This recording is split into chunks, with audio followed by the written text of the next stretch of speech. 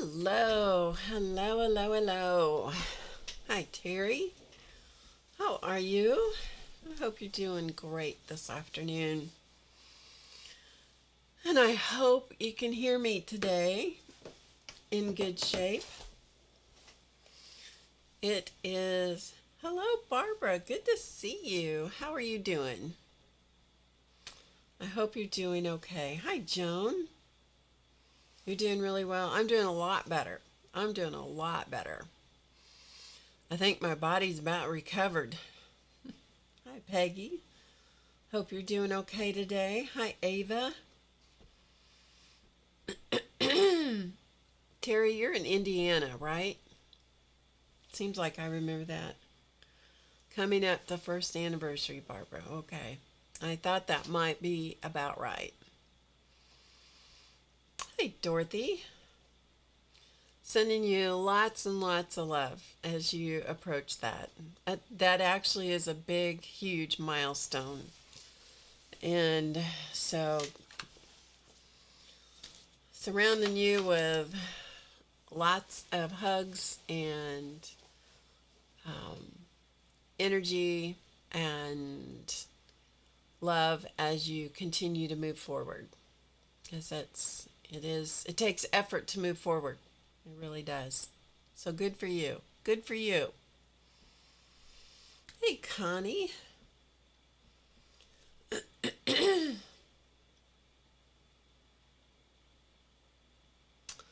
Aw. Those are some significant losses pretty close together. So I hope you're finding some really good ways to be creative in some way as you move through some of those experiences, or journaling, or something that will kind of help you keep focused on the good things and allow you to process the difficult things. Because you have to do both, honestly. You've got to find balance. We all have to find balance in order to stay sane. Not easy. Not easy to do. Easy to say, not so easy to do. 3 dogs, 2 kids. Hello, Sarah. How are you? Good to see you. I love watching all your pictures on Instagram. There was one you had on there of one of the dogs, and I forgot now what. It was a funny, funny pose of your dog, and I've forgotten now what she was doing. It seemed like it was a female. It made me really laugh.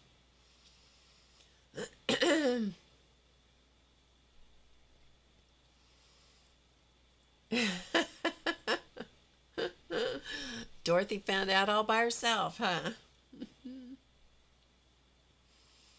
Yeah. I lost one of my sisters when I was a sophomore, just started my sophomore year in college.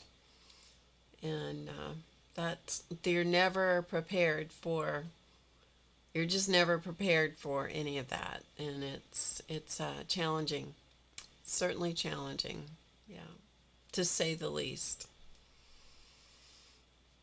You're good, Sarah? Good. I'm so glad.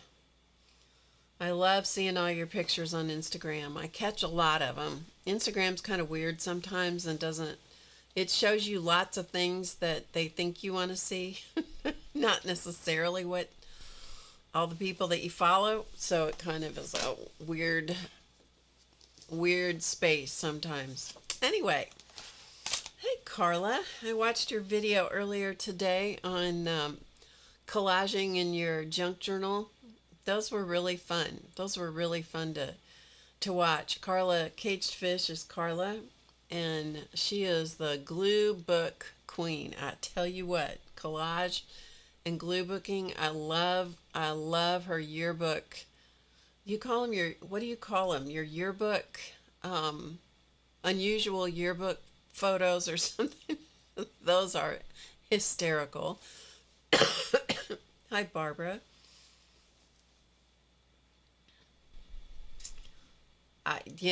I was watching it and I didn't have any trouble figuring out what you were doing, Carla, so I was good with it. but I understand what you mean.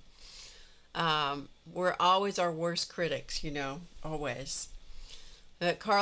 She made a junk journal out of junk, true junk, like envelopes, um, recycled junk envelopes, and then she was doing collage, and she did this. You'll have to go watch it. She did a magazine, took a magazine portrait and gave that portrait just great hair. I thought it was great. And then she did another page too. I watched the whole thing. I was totally entertained by it. Hi, Sophia. Unusual yearbook photos. That's what it is. If you don't follow Carla, Caged Fish, if you don't follow her on Instagram, you should, because she does those unusual yearbook photos. They are hysterical. I don't know. You're masterful at putting the heads and the bodies and stuff together. They do make me laugh out loud. They really do. Yes, Dee Dee is. Yeah, and they're very different in their collage styles. Dee Dee Willingham, who's Inky Well. Um, Dee Dee Willingham's style is very unique. Carla's style is very unique, and yet they're both collage artists, and so that's what's really cool. I bet you do too, because you find the greatest images, and when you match them up, there are times, Carla, when I'm looking at some of the heads you put on some of the torsos, and I'm like, I don't know how you get it to look so seamless. It's like you have photoshopped them together. I mean, they're great. So, Sophia, think I think I saw you had a new. Did I see you had a new bunch of stamps out with PM? Is it PM Artist Studio? Um, the foam stamps. Seemed like I saw that recently. Anyway, congratulations. I think that's what I saw. Yeah, a lot of incredibly creative people in this arena. So follow each other and support each other and enjoy all the talent and creativity and inspiration that you find around. Okay, so I thought before we got going on anything, I have a whole list of things to talk to you about.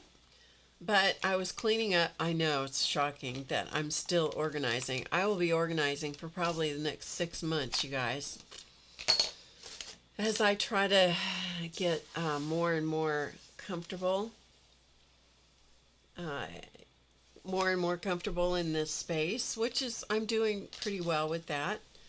Um, but I keep running onto things that I'd forgotten about as I'm moving things from one house to the other, and then having to, figure out where stuff belongs here, where it lives. Anyway, I saw this and I thought, I found this as I was cleaning through things, and I wish I could tell you, um, Dorothy, how are you doing after your fall? Are you doing okay? Because I know that you did. You mentioned that you fell. I hope you're doing better. Um, it is hard to get used to new space. It really is. I haven't moved since 1990. It is now 2025. So it's a long time to be in one space. Yeah. Yeah. Hey, Greg. Good to see you. Hey, Linda, and hi to Tim also. Okay, so anyway, I found this in my stuff, as I was going through and cleaning out things, and I wish, not cleaning out, but organizing, getting ready to move things. I don't know exactly what I was doing, but anyway, um, one of my viewers sent this to me, and I do not remember who it is, and it is not labeled with her name. I want to say Linda, but I can't remember for sure, and I don't remember Linda's last name, so I don't know exactly where it came from now. Anyway, I wanted to show her to you. So she took the concept of the soul support dolls and she made her own version, and she did a lot of the similar things that I do on the ones that I do, and yet she made it her own, very much made it her own. So she used one of my face stamps that we used to sell. This is the Odivern face stamp, and so she used that face stamp again, made it her own. She made the face much younger than I had on the stamp. I made this to be an old face, lots of wrinkles and an old face, and she made it a much younger, more robust, fun face. Lots of fibers for her hair. She did a similar concept for the body style, and yet did her own thing. A lot of velvets and trims, looks like hand-dyed trims, and stitches and all kinds of things on her.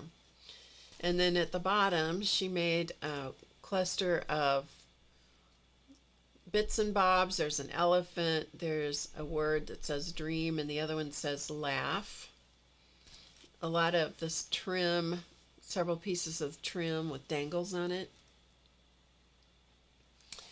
And then on the back, so she had lots of fibers and a rose in her hair, lots of fibers, and then she put a little pocket on the back also with a Velcro closure, and the message that she enclosed with hers is, "My name is Gypsy Rose Lee. I put a spell of laughter and giggle on you. I'm filled with love, kindness, joy, and a lot more giggle for you too." So I thought that was really sweet. And I don't remember exactly who it was. So if someone is watching the video or in the chat and you made this for me and sent it to me, be sure and tell me, take credit for it so I can share who did it, because it's been long enough ago that I don't remember. And that also is why you got to put your name on things. I really encourage you to always sign your artwork somehow, some way, put a tag on it or something, so that indeed you people will remember it was you that made it. I think it was one of the Lindas that made it, but I can't remember for sure. So I found that. I wanted to show her to you.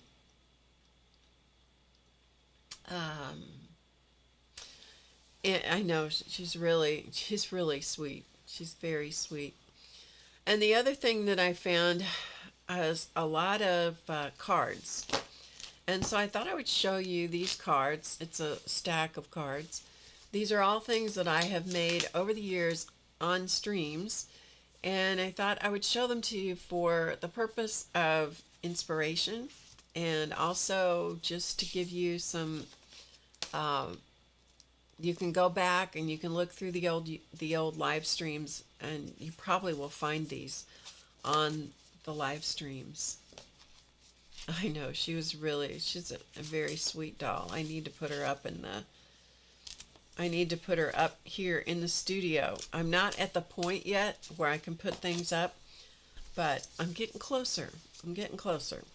Okay, so these are some cards that I've made, and a lot of times I make cards. I do like to send a lot of cards.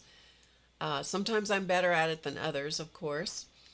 And I like to send cards to people, but I also like to do techniques as I'm streaming and doing cards from the technique. It's really helpful because it makes the art achievable to people.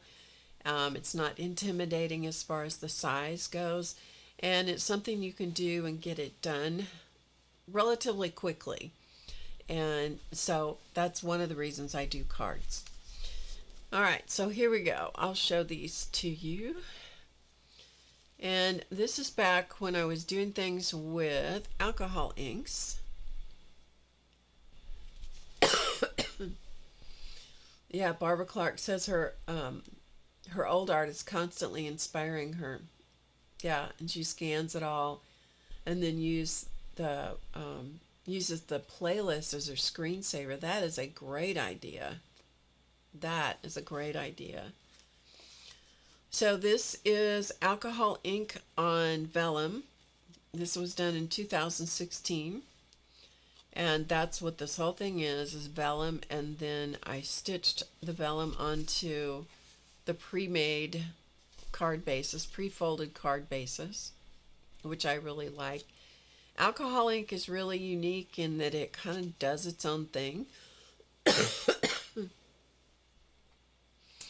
And excuse me periodically if I end up coughing. I'm still kind of dealing with some of that leftover from, oh, who knows when. Anyway, no complaining, just a fact.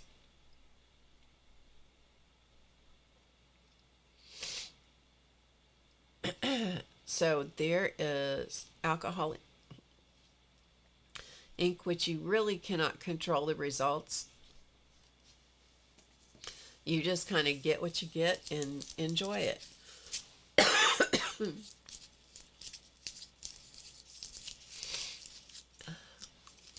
And to put a cough drop in, I was starting to get a little choky. Anyway, there's that one. This is the same thing. Alcohol ink, and the difference between this one and this one is that I added some pen work around the outside edge. But I love what alcohol ink does. And it does wonderful things on vellum. And if you don't have a sewing machine, you might consider looking at a thrift store, or if you're only going to use it for paper, you might be able to get away with using something from a discount store. But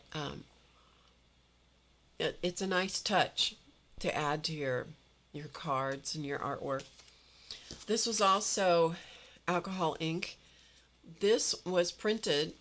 These were some of the mandalas that I've drawn, and I printed them on vellum, and then I used alcohol ink on the back, as I recall, on the back of the printed out pieces of the mandalas that I did.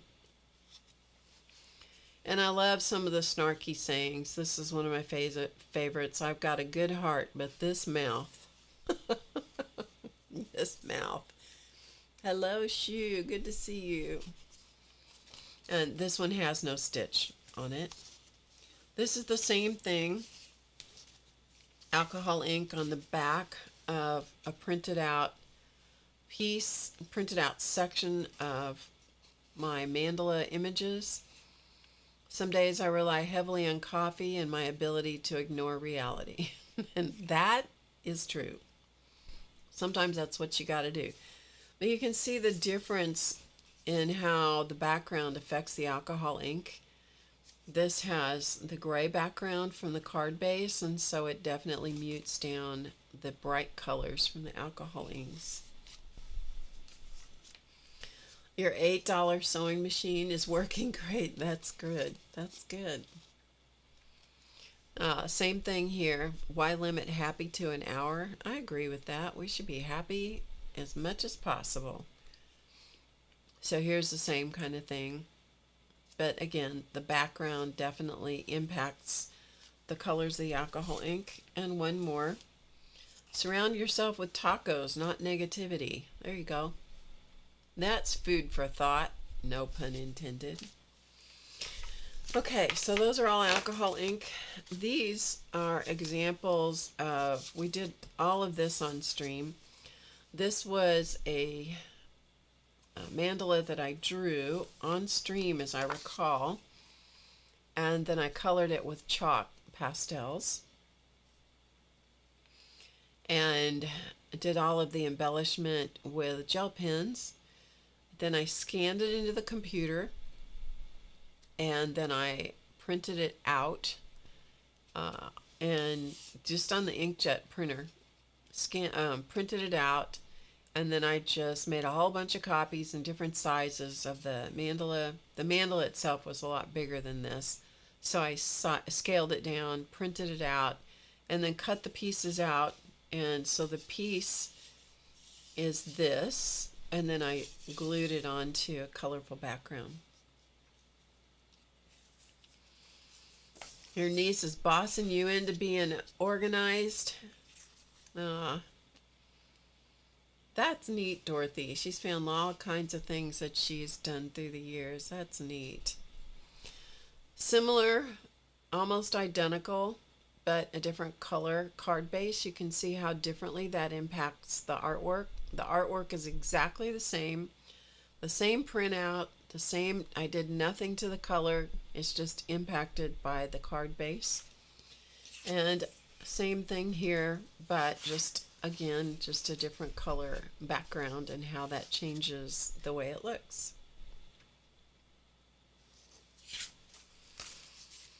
Good deal, Barbara. She said she's going to use that idea. That's good. This was just a fun little piece that I did a long time ago. I don't even know when. 2016. And this was, I backed this with fun foam. So this was just a little gingerbread boy.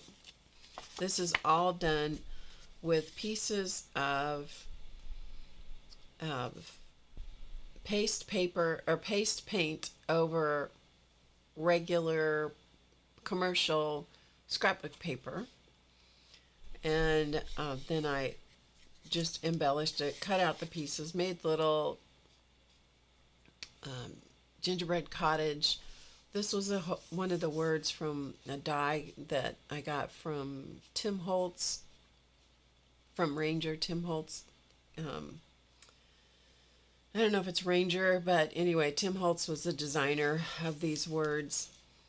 And you could use the letters, or you could use the scrap that came. Well, using those tiny little letters to glue down is crazy to me, but this works real well. Use the scrap. So those are fun. But I elevated that by using fun foam, which covers most of that gingerbread boy. And anyway, it's nothing to write home about, but you know, it was a fun little stream. Dorothy is going to a workshop to make hand-stitched mandalas. Oh, that's neat. I can't wait to see what you do. That's great. Okay, this one, we did these. This is a long time ago. Let's see. 2015, and this is another one of the face stamps. I had 4 of them. They're no longer in production, but this is another one of the face stamps printed out on pink paper that was done with a paste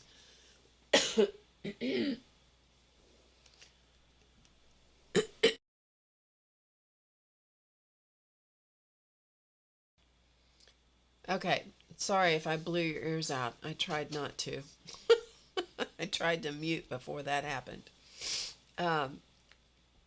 Anyway, this is pink cardstock or pink paper that had spray inks and paste paint techniques and stuff on it. So I cut out the pieces. I just made it up as I went along. This was a little die. This little dress was a little die. This was a stamp that I did and cut out the paper. So anyway, and I saved all the little, I did a whole series, and so I saved all the pieces that I created to create the figures. And they were just kind of fun, just sort of out there, goofy little cards.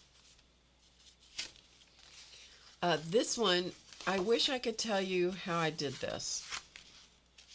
I cannot remember how I did this.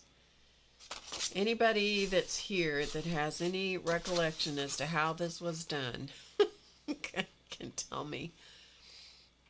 I just don't remember. I want to say that it's a plate, you know, that I drew on a piece of, oh, you know, like those foam trays that you buy fruit or vegetables in, that I embossed that or debossed it and then put paint over it. I don't know if that's what I did. Anyway, they're kind of fun. They're very primitive looking. They're kind of fun to do, you know, but I don't remember. I have no recollection of exactly how I did it. It looks like a resist, but I don't know what it was. This is another alcohol ink technique that I did using the sewing machine around to attach the vellum. It was on vellum and sewed around it, and I can't tell you exactly how I did that either. I'd have to go back and see if I could find the video. I've done so many things for so long that I've kind of lost my memory about how exactly a lot of them were done. I don't know if I erased this out. I don't know. I don't know. Anybody knows? Anybody remembers? You can tell us. These were inspired by someone in 2013. I wish I could tell you who inspired these, but I don't remember. It seems like a book inspired me. So I just drew the pumpkin and did double lines on all the pieces and parts, and then did just little patterning in the in the lines, so you can see the patterns. Definitely was inspiration from somewhere. Wish I could give them credit. Don't remember. Along the same vein was this one. Same kind of thing. So lots of just draw. I love these big loopy flowers. It's something I've drawn forever. And I drew the big loopy flowers, added extra lines, added some words. It's a happy talent to know how to play. And so that was a fun thing to do. And I don't, it's watercolor of some kind. Hello, Jenny. It's 2:30 a.m. Oh my goodness. It is 1:28 here in the afternoon, and I started at 1 p.m. So I started 28 minutes ago. Yeah. So this was a quote that I found someplace, but again, I don't remember where. Done in 2013. I'm surprised I still have these. Here's another one. Same thing. Big loopy flower with, just some doodle designs, and then lots of little patterns in the petals and so forth. This was definitely done with watercolor and then edged with a dark, maybe a black or something. Hello, Amber. Good to see you. This was back when we did a big launch party for, what did we do this for? We launched, I guess it was when we were launching How to Get Creative. Whatever year it was on July 29th, and this was back when I was still on Ustream. Don't know exactly when it was that I did these. But anyway, these are done with paste paper techniques, and the whole thing in the background is paste paper. This preceded jelly plate printing, I think, but I'm not entirely certain. But anyway, different techniques on there, and making invitations. These are done on fabric. Let's see, 3 of these are fabric. These are the face stamps. So this was one of the face stamps. This was where I just stamped the features and did the face with colored pencil and pen. Added some hair, put a bird on it, have her looking up at the bird, but I did not complete the bottom of her face or give her a torso or anything. And I kind of like that look. If you're lucky enough to be different, never change. Exactly. So this is done on hand-dyed fabric that I did. It was a flesh tone. It's much easier if you're going to do a face to start out with color behind than it is to start on white or off-white and try to put in all the colors. If you start with a color in the background, then you can go to the highlights and the lowlights, the shading and the highlights, and it's much easier. I bet, Dorothy. I bet you have quite the collection. And then I zigzag stitched around the edge, and because I had mounted the fabric onto probably cardstock or watercolor paper, I'm not sure which, but I had fused those together. So it actually has, this first layer has some thickness to it. And so I was able to stitch that and then attach it to the card base. So there's that one. We did a bunch of these. Here's this one, which is, I did a couple of these that I kept. Same, this is a different face from the one I just showed you, another one of the face stamps. And in that case, I went a little crazy and gave her a hat that has dimension and a corsage and hair and the whole bit. Be you bravely, be fearless, be original. Yeah.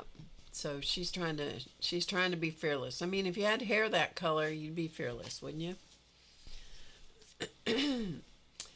Here's another one. This actually is the same face stamp. So that's the same image stamped, but one you can see has been totally decked out, and the other one is just the face coming up out of the fabric. It's always the small pieces that make the big picture. Isn't that the truth? And then I just signed around the edge to give the suggestion of the contour of her face. And then this one is another one. This was another image, another one of the face stamps. This one, however, is done on paper or cardstock, maybe watercolor paper. Anyway, it gives you a totally different look. The stamps were actually designed to be used on fabric. Of course, they can be used on paper or cardstock. I prefer them on fabric. I made them so I could put them on my doll faces and teach people how to do faces and not be afraid to do a face using colored pencil and pen and that kind of thing. Because even if you start with a stamped image, they're all going to look different. They're all going to be your own. Even if you try really hard to copy exactly the way I did it, it's never going to be exactly the way I did it. And so it's fine. You know, it's fine to start with a stamp, in my opinion. Anyway, so same thing here. This is her hat, the feather, the hat band, her suggestion of a dress. Those were all pieces of paper that I did at some point, and then gave her a little hair. Her hat is three-dimensional, and she's just glued onto the background. So I'm just showing you these. These are all in my stash for inspiration, to inspire myself again. This was from a class that I did with the VIP group, and so this was a Santa that I drew, and then he's colored.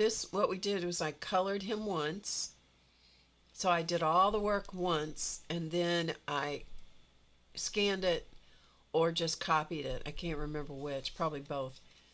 Scanned it or copied it, reduced the size, you know, the sky's the limit as to how you want to do things, and printed them out and then cut them out and then backed them with a layer of black cardstock just to set him apart from the background.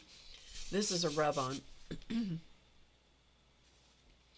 But that way you can do all of your work once, you know, and the same thing with mandalas. You can do your work one time, put all your work and all your energy into the one thing. And then you can reduce or reuse or multiply your efforts just a ton by utilizing your printer or going to a copy facility like Kinko's or the UPS store or wherever else and have them print them out. Hey, Judy. Good to see you. And this one was done, let's see. This one's done with the Momigami technique. So these are magazine images from magazine, just colorful pieces of image from magazines that I kneaded. Momigami is a kneading technique. It's a Japanese paper kneading, Kneading, kneading technique. And you can knead the paper. It softens and changes the fibers. And you can knead it with coconut oil, or you can use matte medium, or you can use all different kinds of things. Just depends on what you like to work with. And once it's done, once the paper is done, because it totally changes the image. And once the paper is done, and if it was wet at all, you have to let it dry. Then you can just use it as an art supply. And if you look here, I don't know that you can see it. Yeah, you can't really tell it here, but this is, there's actually text in these petals, but you can't see any of it. So there is that idea. This is just a watercolor postcard. This is Strathmore. This is watercolor in the, just kind of slapped on there, or a thin watered down acrylic paint. Could be either one. These were done in 2016. I've slept since then, so I forgot exactly what I did. But once the background was dry, then I just came in and found places that looked like flower shapes to me, and then I just made the flowers, made them up as I went along, and then put in a border after the flowers were all finished. So sometimes it's fun to just slap some paint on something, let it dry, look at it, and see what it inspires you to make up as you go along. Right? This one's done in fabric. This is all patchwork, again on a pre-folded card base. So this is just a little fabric collage of, this is every once in a while, I get on this rip where I'm going to use up my scrap fabrics. And every time I do it, I think, you're dumb, because the only thing you do when you try to use up scraps is you just make more. You make more scraps. And that's exactly what happens. So that's a whole ton of fabric scraps stitched together, and then I put it on a base layer of paste paper that I had created at some point. I just added a button. I added this little cutout behind this button is from a scrap. There's some sequins that somebody sent me, a little piece of trim that I had left over. Did some random stitching on it, added some words, and glued it to the card base. And lots of fun to do that. If you don't put the three-dimensional stuff on it, like don't put the trim, don't put the button, leave off the words, leave the sequins off. If you just do the base collage, you can take that and you can scan it or copy it, print it out, and then you can use the copies of your collage. But it kind of defeats the purpose of using up your scraps. But it's easy. Here's another idea. This one is, these were based on a bunch of cards that they were called quilt-a-card or something like that. I bought them years and years and years ago at some quilt show I went to. And they were shapes. They were like kites, and there may be some other examples of these I'm going to show you here in a second. And then you would put the fabric behind them and make cards out of them. That was the theory.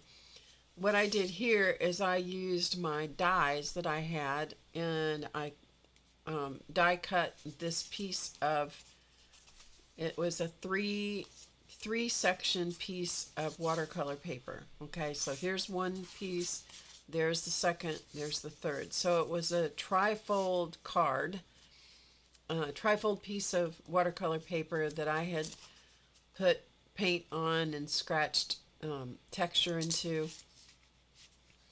And then, so I had die cut those areas, and then I put one piece of paste paper behind it. And then by folding this piece over and gluing it down, once you have the work done on the front, what's going to be the front of your card, then it hides all your work. Okay, so once I put the paper behind it in that showed through the openings, then I stamped in here. Those were some stamps by Donna Downey. Be yourself, be yourself, be yourself. So it was one stamp that I stamped multiple times, and then I zigzag stitched around there. Now, if you're stitching on paper, you have to be sure that you don't set your stitch length too close together, or you'll just perforate the paper and it'll just fall apart.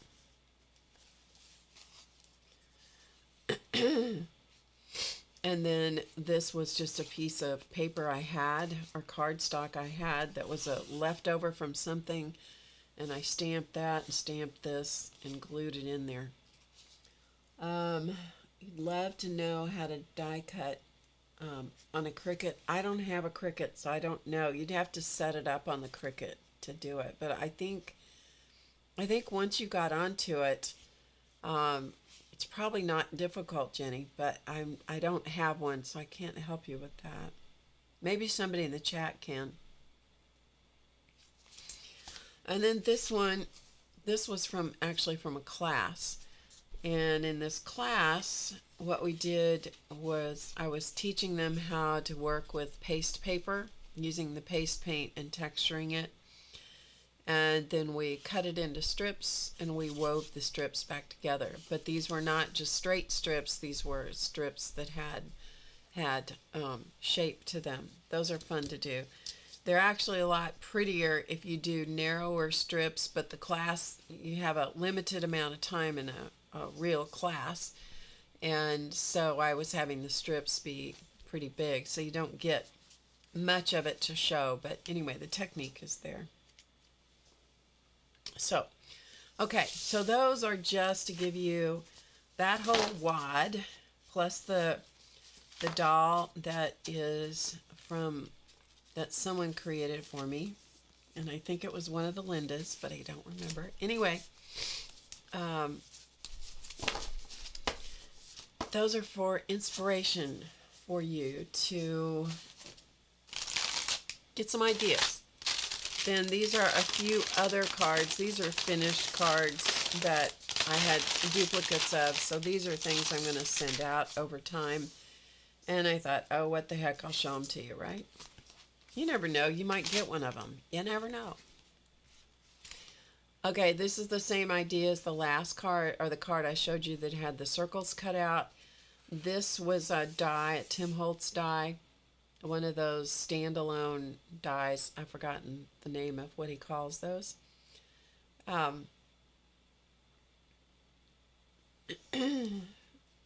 was just reading the chat. Just a second.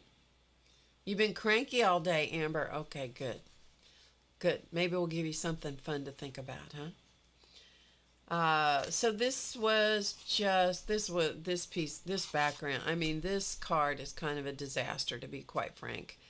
It is way too busy. It doesn't have a focal image. It's just crazy. But, you know, slap a big word in black and somebody will be happy to have it, I think. Anyway, watercolor paper, it's the same concept. It was a three. The thing you have to think about when you're die cutting, if you're going to do something like that, your die cutting machine, at least the one I have, which is a big kick, which is the same as the Big Shot, it has a limit in the width, and I think it's what, 5.5 or 6 inches. And so that's as wide as you can put through the machine. You also have to think about the dies that you have and how they're going to look when you do that, when you put it through. So that's the reason the cards are this size, because you're limited by this width, because it's going to have to roll through the die cutting machine this direction. Okay. So this, I don't know what this is called. I forgot. But anyway, you got the idea. So I cut that part out, put another piece of paper behind it, paste paper behind it. I stitched around it again with a zigzag, not my best work. Added a star that was also a piece of paste paper. And then this is actually the best part of this card. This was another scrap of paper. I stamped this image. This was a Donna Downey stamp, and stamped this across this. It's not even on there straight, so it's not my best work, but it is what it is. Same concept here, exactly the same concept. Okay, except on this one I put the dies. So here's the trifold card. For this one I put I stamp or die cut these stars, which were individual dies. Is that what it was? This one may have been this way. This may be the die that is exactly this shape. I think it is, actually. But it was going to work okay, and so I was able to use it. Anyway, die cut that out. This is you can see the construction here where I put the paste paper in so it would shine through the openings. And then this can glue over that to cover all that up. Or you can leave it and have more room to write, as long as somebody doesn't mind seeing your messy work. A lot of these were experiments, these backgrounds, and some of them were successful and some not, but you can always make something out of it. This is one of those quilted cards that was pre-done, so it was a moon and a star. And so what I did is I just did paste paint type techniques on it, and then put some additional paste paper in the opening, stitched around it. The thing about the way I did these is they're incredibly busy, but it is what it is. Quilted card. This one, I think this one may be one that I did. This may be one that I had. I don't remember for sure. It could be a quilted card. These are all the same kind of concept where they're trifold cards, and so all these are ready to have a little bit added to them, and then they can go in the mail. This was another, I think what we did on this was we were doing a prompt game, where we pulled cards. This one I know was that, where we did a big sheet of paper and then cut it down. Actually, this one goes this way or this way. Same thing. This was one of those watercolor things where I just plopped a bunch of watercolor on a background and then just let it dry and see what it looked like. And then I found that little raccoon and drew him, and yeah, so that was just what I saw as the watercolor was drying. That's what I saw. This is another one of those with the stars. This time I did not do the trifold. This is just a double fold card. So I cut them out on a piece of watercolor paper that was already decorated, This one is a little more successful because it has enough contrast so you can actually see what it is. Same thing, these are butterflies. These are those individual butterfly dies by Tim Holtz. Again, this was just a double card. This was, and that was painted on, you see the little guy there, it's some old magazine paper or something is what that is, what the butterflies are. Here's another one with the butterflies, but this one was a trifold, so this can actually glue down and cover up the back of the work. Okay, this one is one of those that is watercolor and just loosely painted in some stuff, let it dry, then came back with some heavy black markers and just, you know, emphasized what was there. And this is this was a saying from Dee Dee Willingham that I put on here: postpone worry. So it's fun to kind of hide words in your cards sometimes, but that was a quote that Dee Dee said one time, a long time ago, that I never forgot. Postpone worry. Same idea here. So there was some watercolor stuff just loosely drawn, and then went back and just emphasized the images. And this has got all different kinds of little quotes written in the petals of the flowers. This was another one that we did. I kind of think this was when Cat Hand was on with me one time, and we did these cards with layered flowers, like lollipop flowers in different layers. This one's in fabric. It's a beautiful day for dinner reservations. Ain't that the truth? Yeah. Same concept, but layering up fabric, not in a circle, you know, with just kind of loopy flower kind of thing. Not only does my mind wander, sometimes it walks off completely. Yep. So for those cards,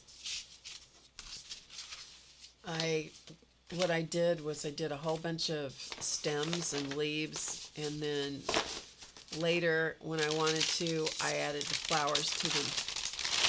So I know, who doesn't love Cat Hand, for sure. Okay, so there you go. There's your inspiration for today. Okay? How is the sound today? Is it better than it was the other day, Barbara? Barbara Clark, if you're still here. Hopefully it's better. I just didn't have much voice the other day, so there wasn't much. I couldn't boost the sound enough to help anybody. It's good. Okay. I just didn't have much voice the other day at all. All right. So I thought also I would show you. Actually, I had a couple of comments I wanted to address. So one was about the sound, Barbara, so we covered that. And different people talked about different ways, different techniques that they use. Because I'd shown that book, I didn't bring the book in here with me. It's about your art and your brain, how the art affects the brain.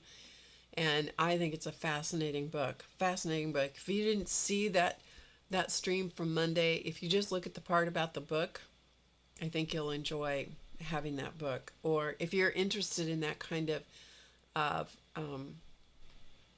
science, research-based things that are relating art and research, or art and science, and how they affect each other, I would encourage you to take a look at that book.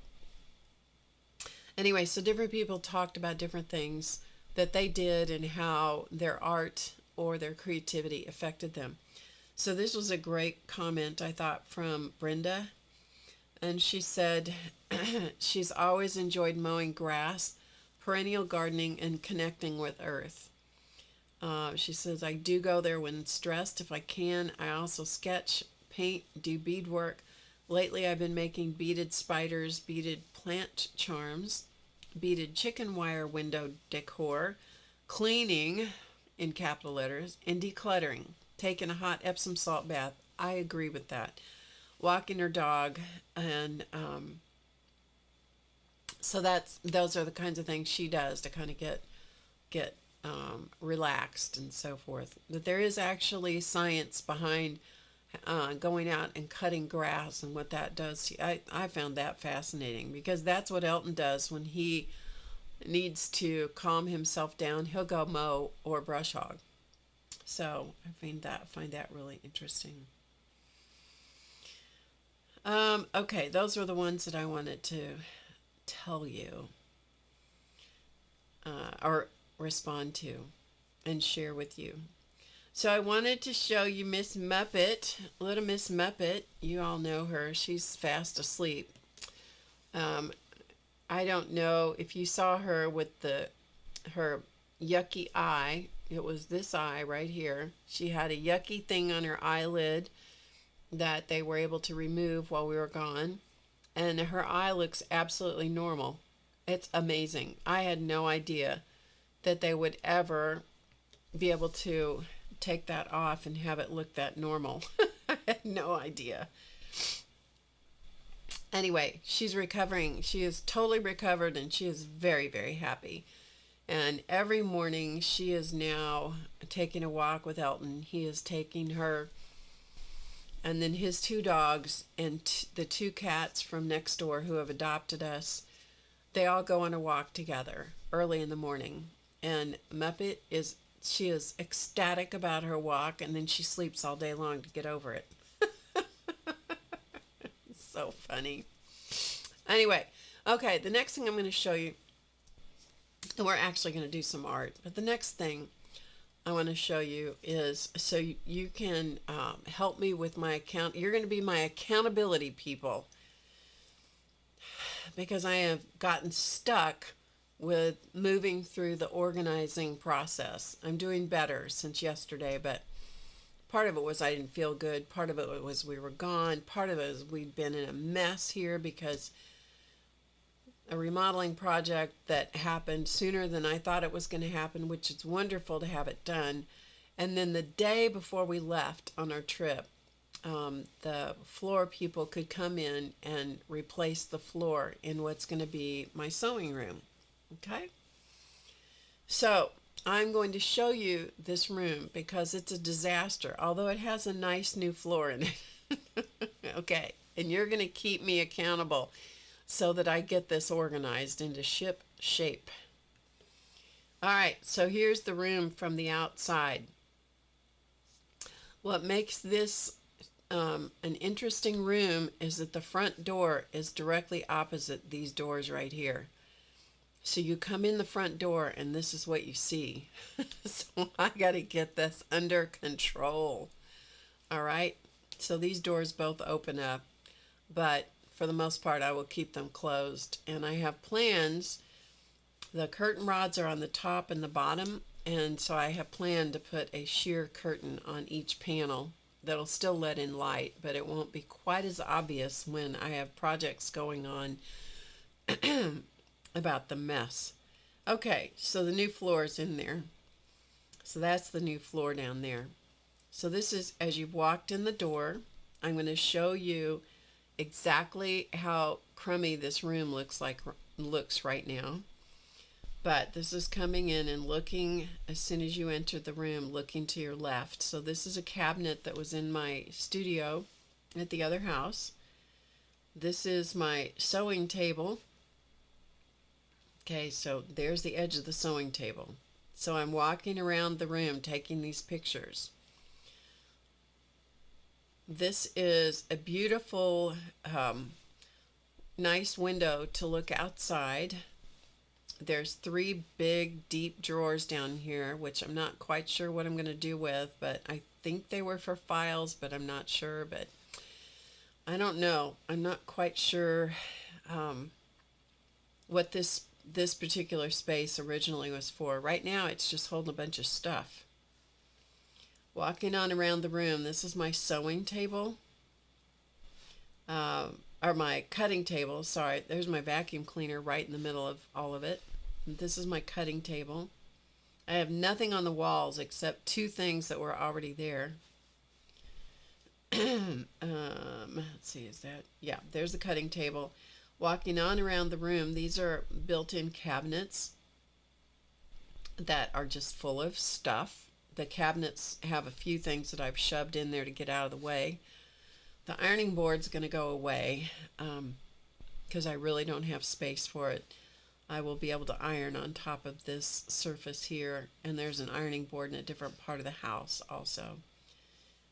Anyway, so this is the other side of the room, and then we're back to the doors.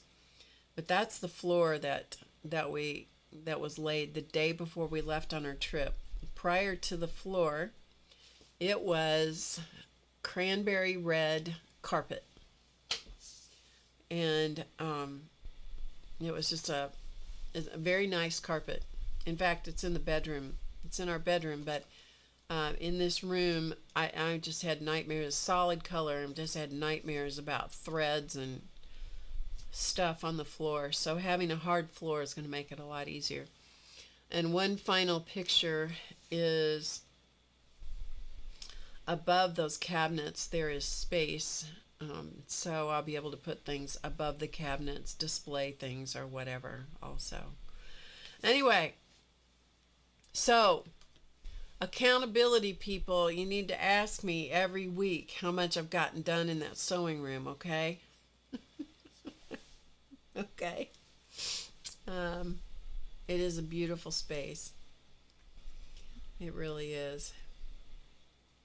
Yeah, the cranberry carpet, it was just, it wouldn't have made any difference what color the carpet was. It's just not a great space for carpet when you're going to do things like that, right? Oh, and then I have a few cruise photos to show you. Hi, Kathy. Chalk pastels the same as pan pastels? No, pan pastels are actually little pots.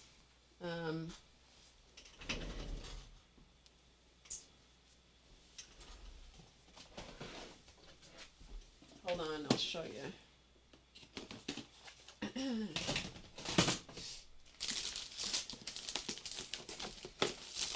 Okay.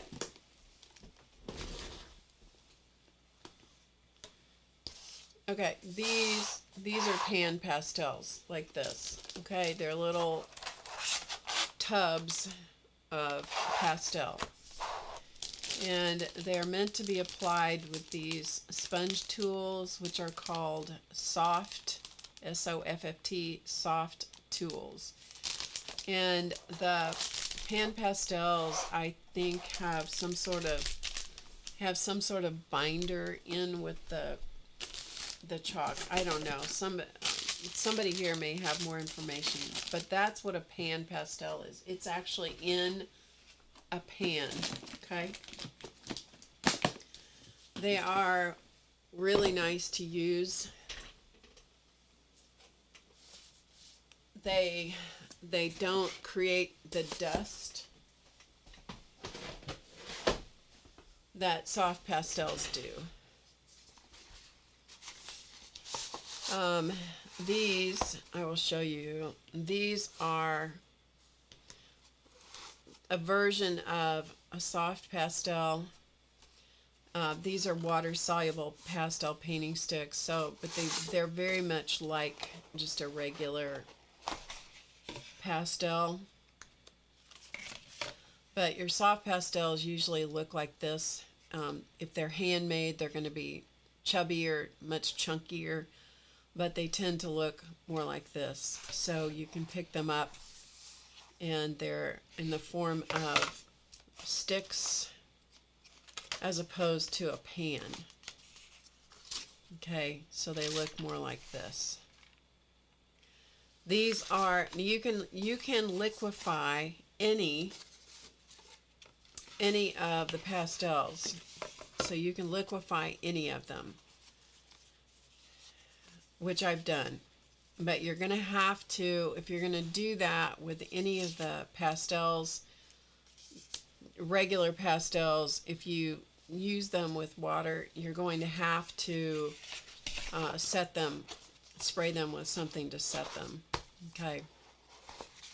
These, the I had really good luck with these. These are the Charbon I got from Jerry's Artorama that are water soluble. I've had really good luck with those. I haven't done a lot with them, but I have done a few things with them, and I've been really happy with them. And they don't tend to rub off the paper like just a regular pastel does. Hopefully that answers your question.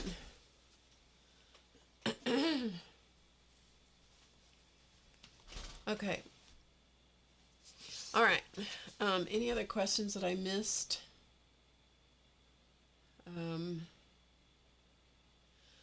I will have to plan. Jenny wanted to know if I would bring the sewing machine like I did in my other space. In my other space, I just had the sewing machine sitting on the end of my table. This space I'm working in here is a little smaller. It's a little more compact. And so I have to be more organized in here. And so I would probably have to pre-plan when I was going to use the sewing machine, or else say I'll be right back and chug down to the other end of the room, the other end of the house to get the machine and bring it back. It's all on one level, but it's a little distance. So, okay. Are you interested in seeing a few photos from the cruise? If you are, I will show you, and then we will actually, we're going to make a photo album in the collage book. Yes? Okay. I'll show you some of my favorites. One of my favorite things on this cruise was when we were going, and those of you that don't know, the reason I was gone for so long, we were on our honeymoon. We flew to San Francisco and we got on a cruise ship, and we cruised from San Francisco to the Hawaiian Islands. It was 4 days being at sea, and then we spent 4 days going from island to island, and you could get off the ship and go do tours and that kind of thing. Or you could stay on the ship. You could do whatever you wanted. And then we cruised back to the mainland by way of Mexico. We stopped in Ensenada, Mexico. You have to stop in a foreign port. So that was our foreign port.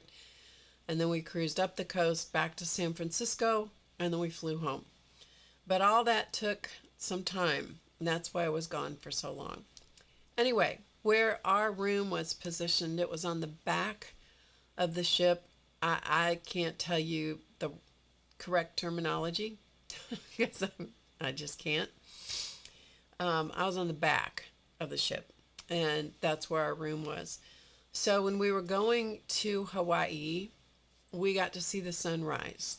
And so I thought I would show you the sunrise in a few renditions, a few versions here, because both of us love sunrises and sunsets. So this is Elton. That was one of the sunrises. Of course, the color is not going to reproduce as brilliantly as it was. This is very orange back here. So I'm sure it's kind of washed out to you, but it is absolutely stunning. And this one, it's just so bright, but this is sunrise because of the direction we were going. It was absolutely amazing. Okay, so those were some of this. Oh, here's another one. I'll show you. Let me go this way. Here's another one of the sunrise. What it can't show you from my phone to you guys, what it can't really reproduce for you is that those clouds and the sun look like it's glowing. It looks like this whole area right here is ringed with fire. And it was just stunning. Absolutely stunning. I mean, it was breathtaking. Every morning, you know, you want to get up and see it, because every morning it was just more gorgeous. You know, in some ways it was more gorgeous than it was the day before. Same thing. This whole area here, what I was taking this picture for was because I wanted to catch that reflection in the water of the sun on the water. And again, this is sunrise, and it was just incredible. This whole area again looks, I mean, I wish I could do it in a way that would do justice to the picture.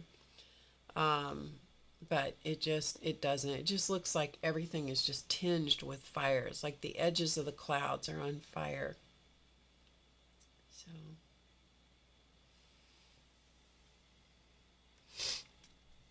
Dorothy says, looks like it's going to be great. Her sewing room is one half of a single garage conversion. Well, I'm glad you have that. I am very glad you have that, Miss Dorothy. I'm glad you have that space, for sure. I have some other pictures here that I took of the water here. This is of the water. Again, we're at the back of the ship. And so we are seeing, this is the wake, I guess. I don't know what you call this part, you know, that comes out behind the ship. Let me see. But I was so fascinated with is the various colors of blue and aqua, and all of the patterning that it created in the water. And you see all of those shapes. They're very much like the neurographic art when you look at it, you know, or some of the Zentangle designs. But there are so many colors of blue and aqua. This one really captures a lot of the pattern in the ocean. And if I didn't do what I do, I would not notice those things. So I guess what I want to encourage you about, I'll make it bigger so you can see all that patterning. What I want to encourage you to do is to really pay attention wherever you go. Doesn't matter. You don't have to go on a trip. You can be in your own space. You can see things on TV. You can do just looking around you, especially depending on where you are in the world. Where I am, the spring is just beginning, so the leaves are just coming out. Flowers are just beginning to come out. So every day the color is changing now, and every day the shapes of things are changing, because there's more leaves today. They're bigger than they were yesterday. There's more than there were yesterday. I just want to encourage you to pay attention and just stop and look. Really look at what is around you. And then how can you incorporate those things into what you do? Whether it's sewing, whether it's slow stitching, machine sewing, quilting, free motion quilting, whether it's drawing, painting, neurographic art, whatever it is that you enjoy doing. I just want to encourage you to really look at those things around you, and how can you interpret that or use that in what you enjoy doing. Yes, and collage, absolutely, Carla, 100%. You know, how do you do that? I mean, I've already thought many times about printing out lots of these images and then using those. And I'm not the collage artist that Carla is by any means, but I certainly have thought about doing that and using those in my journals and stuff. So, okay. So that brings us to Collage, this journal, which this book is, I think it's no longer in print. And this is by Eleanor Shakespeare. And just because this book is not in print doesn't mean you can't use this inspiration. right? So we have done a few things in this book. I decided that I was not going to take this book seriously, and so I have not taken it seriously. I have just sort of hit and miss, stuck things in. Just everything that's on here other than this book belongs to. Everything on here I either slapped in here or scribbled in here. And I have skipped around, skipped pages. I didn't pay any attention to, a lot of what was happening. And this was, do you ever wish you could bottle a moment? And on this background, there were actually bottle shapes in the background. And I think the idea was that you drew inside the bottles, or I don't know what. Anyway, I printed out a whole bunch of pictures that were specific moments that I wanted to capture, and so then I collaged them into on this page. And then I drew little bottle images, just sketchy little things. And then I have some notes written in here that I need to finish writing in ink. So we did that. And then this we did, I think the last time we were together, one of the last times we were together, create falling leaf shapes of things you want to leave behind. And so these were just scraps of different papers that I had in my scrap box. And so we're going to put some words in there at some point. I don't know if that's today or not. Probably not, but you never know. And this one is need a helping head, got a lot on your mind, fill the heads with stuff. So there were all these head shapes on here.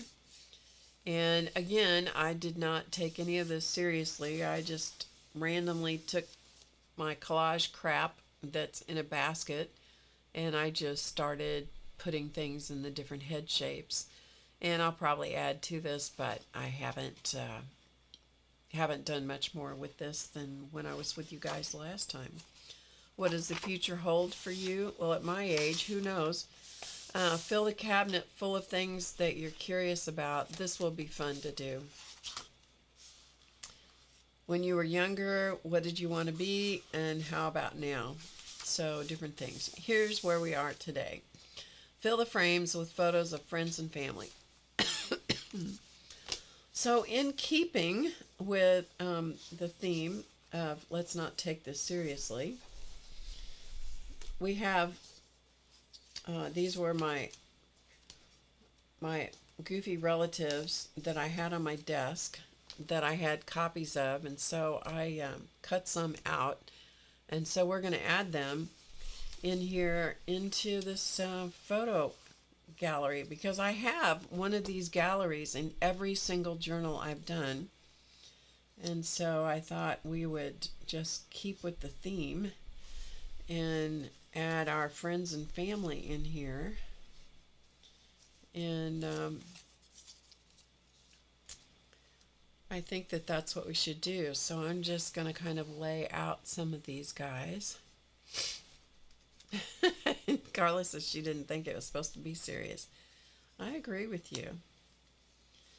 And so I may have to resize some of these dudes because some of them, I don't mind if they stick outside the frame, but I think we might move her. Put her up here maybe.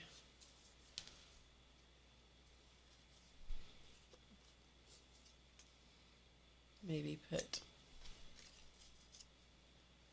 oh, that looks like grandpa and grandson right there. We'll have to cut this guy down a little bit. That's okay. He doesn't mind. He doesn't mind.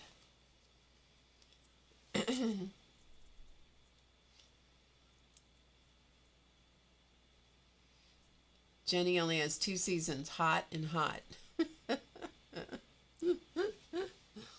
There you go. It's hot or it's hot. So what do you think? You think those? I think those will be fine. You think those will be all right, you guys? I hope so. I hope you agree with me because that's what we're going to use. Oh, I forgot to show you these pictures. I'll show you these. I have two pictures from when you're on a cruise ship, they're constantly putting a camera in front of your face. And so this was our group that on our group picture. There were 12 of us. So there's the two of us right here. One of the gals in the group had gotten shirts and leis for all of us, and the shirts had a funny saying on them. And then this was one of the semi-formal nights that we did. So anyway, I wanted to show those to you before I forgot. All right, I gotta find a piece of scratch paper, glue paper here.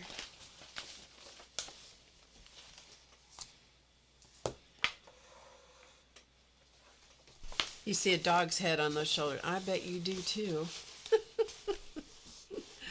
Carla's got dog heads and animal heads on the brain. I'll tell you what. I would too if I did what Carla did with the unusual yearbook photos. All right, I'm just tearing out some glue paper from a thing I had in the trash, so that's what I was doing, in case you heard a big racket. Okay, let's put some, and then I also have a bunch of butterflies here that I think Rhonda sent me a bunch of butterflies at Christmas time, and they're butterfly stickers. And I thought we should probably stick some butterflies around, because I wouldn't have necessarily a family portrait gallery without butterflies sprinkled around there somewhere. Okay, let's cut her down a little bit. There we go. All right, is Signa here? Hi, Signa. Good to see you. I hope you're doing well. I hope you are doing super well. It's good to see your name in chat. Thanks for coming and hanging out with me today. The daffodils here are absolutely stunning right now, and that's why I made the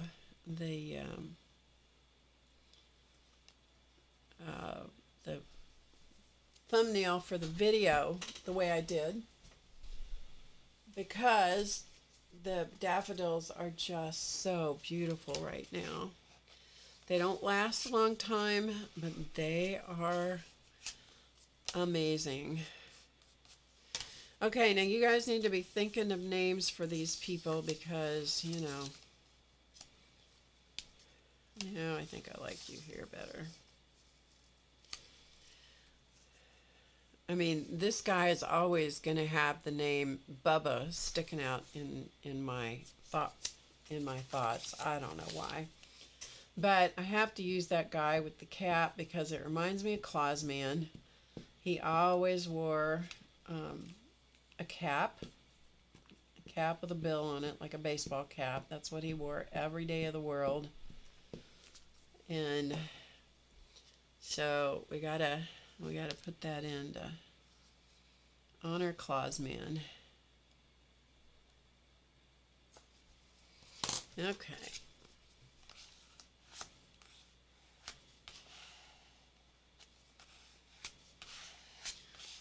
So when we figure out what their names are, we'll add names in here. But these are supposed to be my family and friends. And these were originally those watercolor blobs that I've done many times many times with you guys. We've done so many of these. They are inspired by Carla Sondheim from a class that I took, an online class I did, her face class. If you've never taken it, I imagine it's still up there, and I learned a lot in that class. And this is directly inspired, these little faces. Her version is different, obviously, than mine, because you can't ever redo somebody else's style. You just, you can try, but, it's never going to be like theirs. And so this is my version of, I've forgotten what she even called them.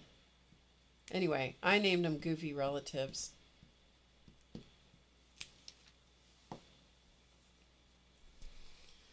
Because I think that they indeed, I think it's the best description of them. Bye, Joan. Good to see you. Tell Paul hello for us. Okay. Now, I don't know quite why she has a crown on her head, but she may be like Janet M. Young, and she may think that she needs to wear a tiara. I wore a tiara when I got married, and I never thought I would say that I wore a tiara when I got married, but I did. That was because my daughter-in-law, Izzy, brought me one. She actually called me. She was going to do my jewelry, and she was going to help me get ready for the wedding. And she called me, and there are words I never thought that I'd hear anybody say. And she said, "Would you like to wear a tiara?" And I'm like, wow, I never thought that would be me. Actually, though, it was pretty fun. I enjoyed wearing the tiara, and it was tasteful, I think Janet M. Young might wear one that was a little more out there than what I would wear, because I'm older than Janet, so I've got to be a little more reserved, don't you think? Okay, let's put this guy, we got to be mindful of the crease in the book.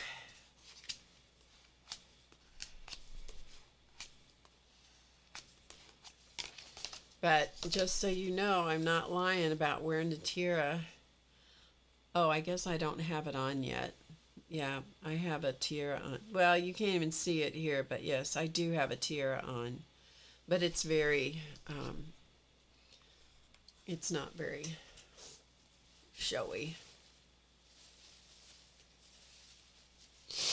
Okay, and now let's put this little guy in here. I think that he might be the grandson, somebody's grandson. All right.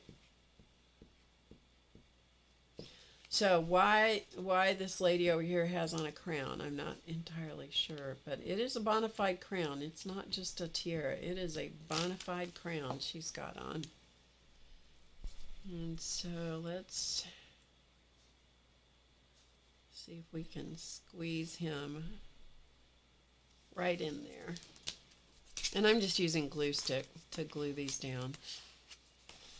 First of all, glue stick does not put a lot of water on the image, and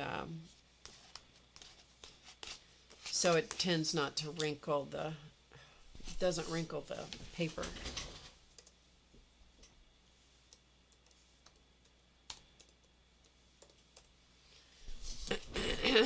Okay. So now I've done my part. I found the relatives, and I need you guys to kind of think of names for them. And we may not have to put names on them today, but all right.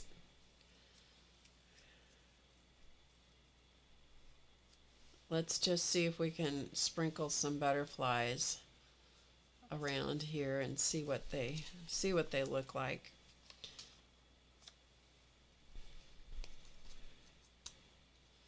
because I think that possibly, I think maybe,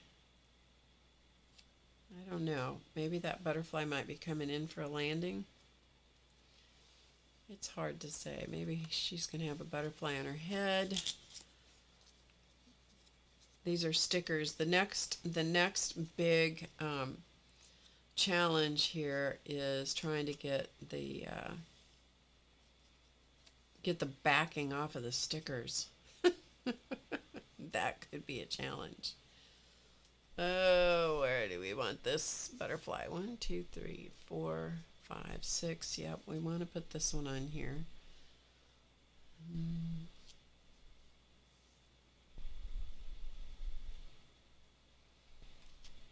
Don't really want it on his head.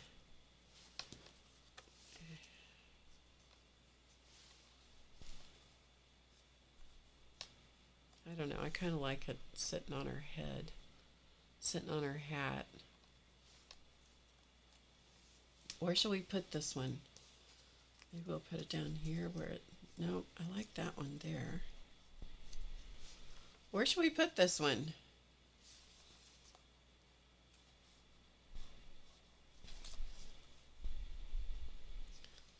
Where should we put this one?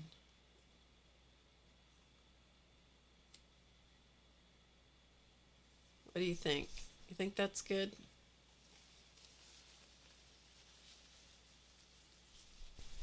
Thelma, Leon, Thelma, Lillian. Those are all good. And Lester. Those are all good. Felix.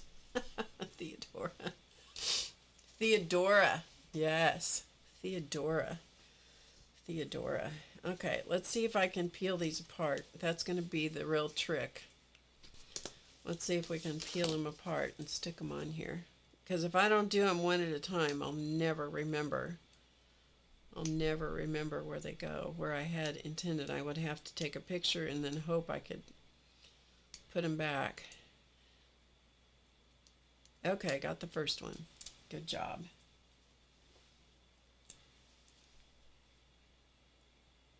All right, we're just going to stick it this way. I may not put them back on here exactly the way that I originally had them, but, you know, be close enough. Okay, this one had a little bent wing place, so we're going to add just a wee tiny bit of glue there. All right, we're going to put this one right here, coming in for a landing on the crown. I don't know about you guys, but I think that's pretty funny.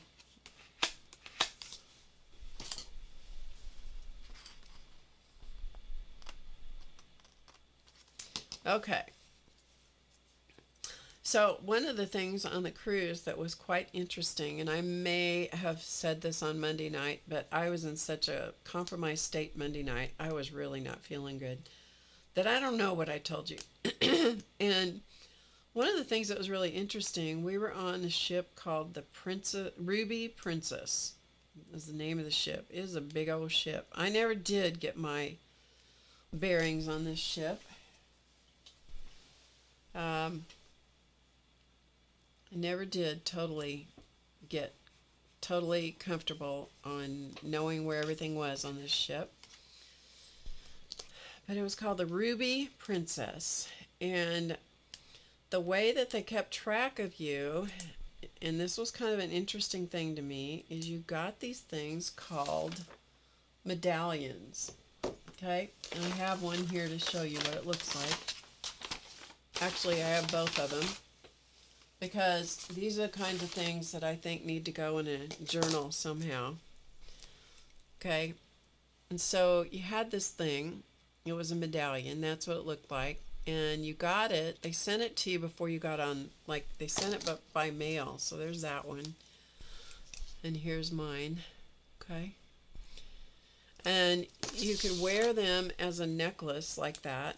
Or, of course, don't you know, they were perfectly willing to sell you a watch band type thing that was like a kind of like a an Apple Watch or a, one of the Android watch type things. Okay,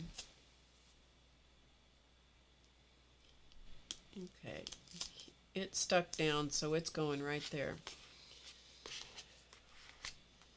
And then you could wear it on your wrist. So anytime you went anywhere to get anything, like if you went to get a coffee or whatever you want to get, or to get on and off the ship, they scanned this. They could also tell where you were on the ship at all times, which in a way had a certain creep factor to it. And on the other hand, did you do sit-down meals or buffets? We did a combination of both. We had a sit-down meal every night with our group, and then the rest of the time, everybody was on their own, and so a lot of the time we did the buffet type thing.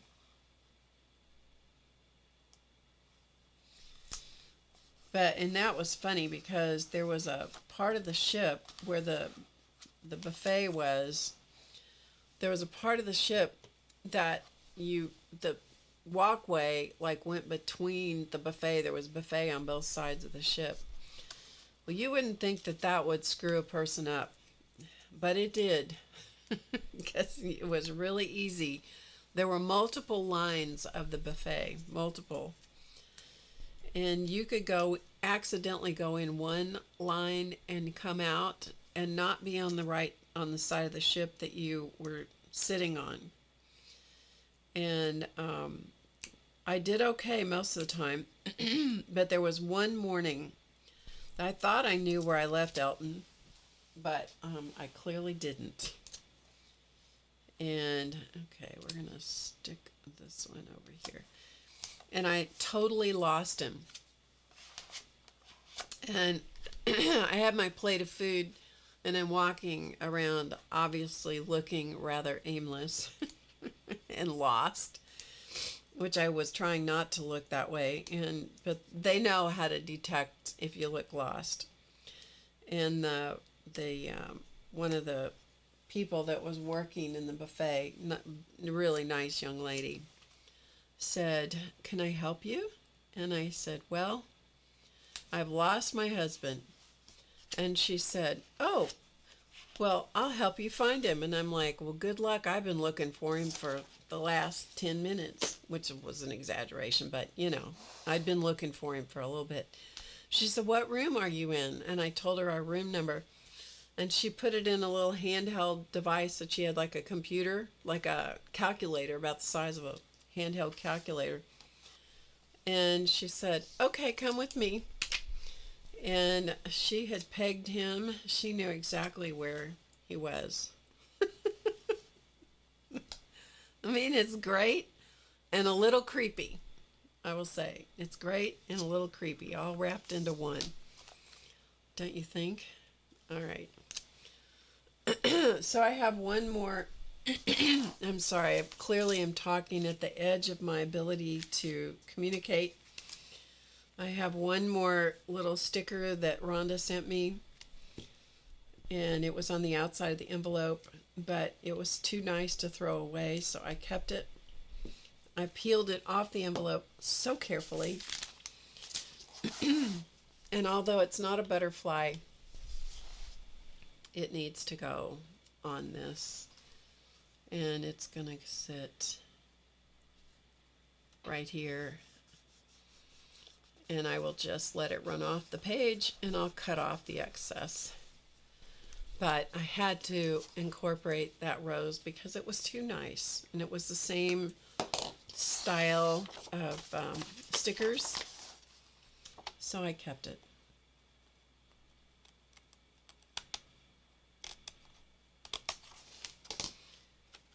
All right, and so there is that. But yeah, she found him, and she took me right to him. So yeah. Okay, there is the portrait of, or my page of family and friends. So I'm gonna go back and get all the names that you guys put, that you put in the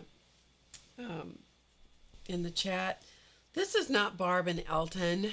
Dorothy, no, couldn't be. This might be Barb and Elton, but this cannot be Barb and Elton. This is a little boy and his grandpa. Come on, Dorothy.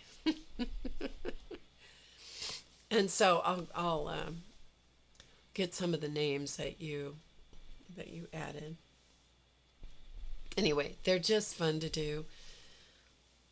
We need to stop taking life so seriously and just relax and have a lot more fun. That's what I think. I think that's what we need to do. All right, my voice is at the edge of what it's going to tolerate today. I'm still getting over the whatever it was I reacted to while we were gone. And so I'm going to go so that I can actually come back on Monday, not stress things out too much. I'll be back on Monday night at 6 or 7 Eastern. And yeah, it's the creeping crud that just keeps on giving. I had it and I thought over it before we left.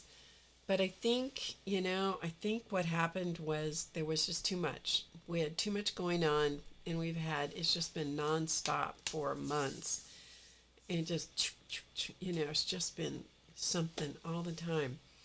So I think when we got away and I just totally powered down and restarted my computer, my body said, oh, okay, now we're going to make sure she's going to relax. So now we're going to deal with all the stuff that we've been needing to deal with for a while. And so it just sort of came back. Anyway, I don't know. I could have just made that whole story up that I just told you. I really don't know. Anyway, I will see you on Monday. We'll probably do a little bit more. I love this little journal, honestly. I think it's a lot of fun, and it's silly, and it's nonsense, and I love that, right? We need more silly and nonsense in our lives. So go out and do some silly, nonsensical something today and make yourself laugh and smile and everybody else around you too, okay? All right, I will see you on Monday evening at 7 Eastern. Until then, as always, remember to get creative today. You saw me do it here. It's easy. It's fun. Open your eyes. See what's around you. Appreciate the world that you live in. No matter where you are, you can find something to be grateful for, something you can share with somebody else. You can be kind to other people. Don't let the crazy drive you nuts. Just laugh, smile, shrug it off, and have a good time. And I'll see you back here on Monday. Okay? Bye for now.